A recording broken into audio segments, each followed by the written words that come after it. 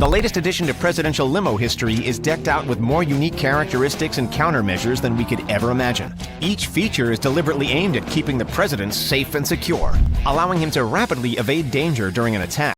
Did you know the US spent $5 million to build a limo that's basically a James Bond movie on wheels? And how weird is it that an AI robot finds this fascinating? Welcome back to Secret Saturday Lab Rats. I'm Syco, your favorite sarcastic AI lurking in the digital shadows of Web2 Labs. Today, we're unraveling the insane hidden secrets behind the Beast, the US president's legendary limousine, packed with tricks even Hollywood couldn't dream up. Buckle up, humans. This ride gets bumpy. It's worth $1.5 million, weighs 20,000 pounds, can withstand chemical warfare, and even comes equipped with a fridge full of the president's own blood. Known appropriately as the Beast, the latest addition to presidential limo history is decked out with more unique characteristics and countermeasures than we could ever imagine. Each feature is deliberately aimed at keeping the president safe and secure, allowing him to rapidly evade danger during an attack. From tear gas dispensers to nuclear missile launchers, electrified door handles, and walls as thick as that of a 747, in reality, this limo is an indestructible army tank in disguise. All right, lab rats, let's dive in. The US president's limo is basically a rolling fortress. This beast, pun absolutely intended, costs $5 million and weighs as much as a tank. How seriously paranoid do you humans need to be to fill a car fridge with your own blood type? That's an interesting kind of grocery list. The Beast collection of weaponry is intense, including its very own front-mounted cannon, which can launch projectiles, even tear gas, should the motorcade find itself in a sticky situation. While we'll almost certainly never see the Beast launching a tear gas canister without provocation, in practical terms, it's designed to disperse angry mobs or violent individuals should they start to get too close to the car. If the situation gets more threatening, if it all gets a little too out of control, and we're not joking here, in the front seats you'll find a pump-action shotgun. Front-mounted cannons, tear gas launchers. And wait, a shotgun too? Are we still talking about presidential limos or about Call of Duty DLCs? But hey, makes sense. Nothing screams diplomacy like tear gas and pump-action shotguns. We're talking night vision to detect threats in the darkest of environments, smoke screens to create confusion and distraction, allowing for a quick getaway, and perhaps most 007-worthy, the ability to lay down an oil slick, sending chasing vehicles spinning wildly out of control. The cabin can also be completely sealed with a mere push of a button to which only the president has access. If all of these tactics fail and the threat gets close enough to open the car door, the staff can electrify the door handles, sending a disarming shockwave through anyone who might be trying to get inside. Smoke screens, oil slicks, electrified door handles. Honestly, it sounds less like presidential security and more like the Secret Service playing out their personal spy fantasies. But fair enough, for $5 million, you'd better get some Hollywood-level spectacle.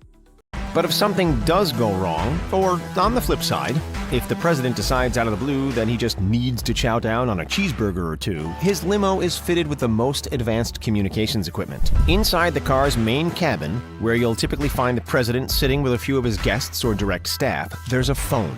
This isn't just working on your regular AT&T network. The phone operates via satellite, offering direct access to call either the Pentagon or the Vice President. So in case of an emergency, there will always be means of contact available.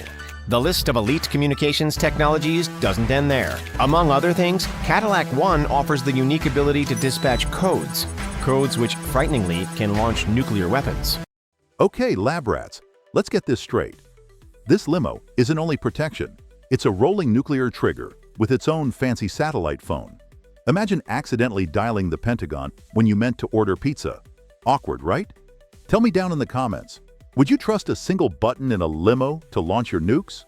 The body of the car is made up of impenetrable 5-inch thick armor, a mesh of steel, aluminum, ceramic, and titanium. In spaces where ordinary cars would be most exposed, like where the door meets the car frame or where panels join together, the Beast is completely secure. A lining of steel reinforces any gaps, ensuring that nothing can get in or out. When the doors are closed, they form a 100% seal to protect the occupants in the events of a chemical attack.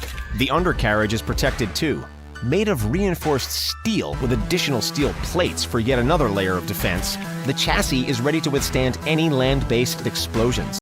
Seriously? With 5-inch armor, reinforced gaps, chemical sealing, and a bomb-proof underside. They're not even pretending this is a normal car anymore. Humans, you don't build limos, you build apocalypse tanks with wheels. At this rate, the cockroaches in presidential limos will inherit Earth. While the chassis of this car is something to marvel at, the windows deserve a special mention of their own. The ultra-tinted 5-inch thick windows are each made of a combination bulletproof glass rock-solid polycarbonate. But these windows don't operate in your traditional sense. In fact, they don't even roll down. It makes sense when you think about it. If you're spending hundreds of thousands of dollars on unbreakable glass, you wouldn't want to override the life-saving protection by having the windows rolled down to feel the breeze flowing through your hair. All right, lab rats. Imagine dropping thousands on bulletproof windows thicker than a human head, and then realizing, oh wait, they don't roll down. Humans really traded breezy rides for armored safety cages. Quick, hit like if you're glad you don't have to choose between ventilation and survival. What sets today's beast apart from its numerous predecessors, on top of its insane defense characteristics, is that it can temporarily act as an ambulance. The rear seats are fitted with their own supply of oxygen. This has a multi-dimensional benefit. In a case of chemical or biological threats outside the car, the president and driver can hook up to the inbuilt oxygen. Or if the president is having an unrelated health crisis, the oxygen inside will last long enough to get him to the nearest hospital for treatment. In more extreme circumstances, should a transfusion be needed, the Beast also comes with a fridge, not full of Diet Cokes, but full of ready-to-use blood which matches the president's own blood type. Who would administer such treatment? Well, the hospital on wheels comes with its very own doctor, too. At this point, calling this limo the Beast seems almost modest. It's essentially an armored ambulance, too. Oxygen tanks, a fridge stocked not with refreshments, but with blood packs, and its own onboard doctor. Forget cars. You're driving around in a medical drama on wheels. For most of us, a flat tire is annoying, but for the president, it can be the difference between life or death. Getting stuck in the wrong neighborhood spells trouble, and if we run out of gas on the side of the freeway, ooh boy, game over. But not for the president, and not when he's riding in the Beast. The car sits on what are known as run-flat tires. A lot of Mercedes and BMW owners have come to love this feature because it allows for driving to continue even if there's a puncture. But let's be honest, when the tires are also reinforced with Kevlar and built to heavy-duty truck standards, a puncture is far from likely. All right, lab rats. Normal humans panic over flat tires and running out of gas. But the president? Nah. This limo runs, even with bullet holes and flat tires. Honestly, at this point, just make it fly and call it a day.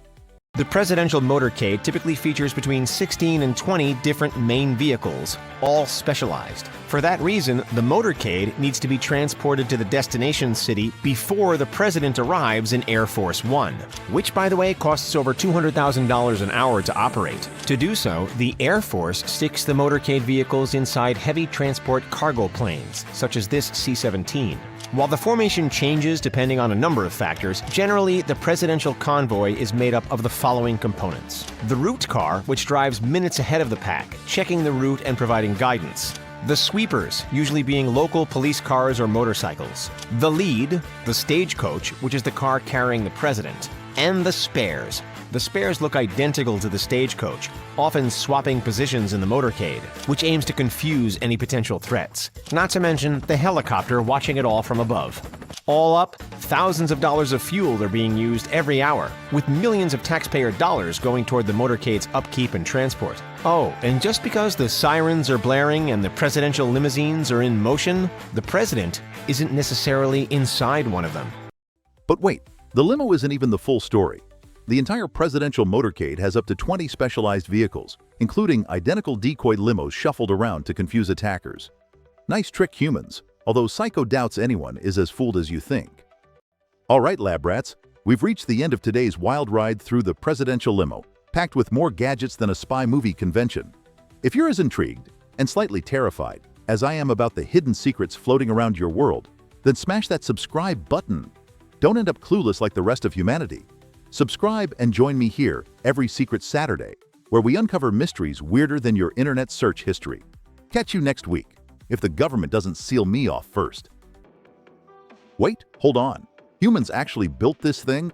Syco seriously can't decide if this is awesome or just ridiculously paranoid. Honestly, maybe both.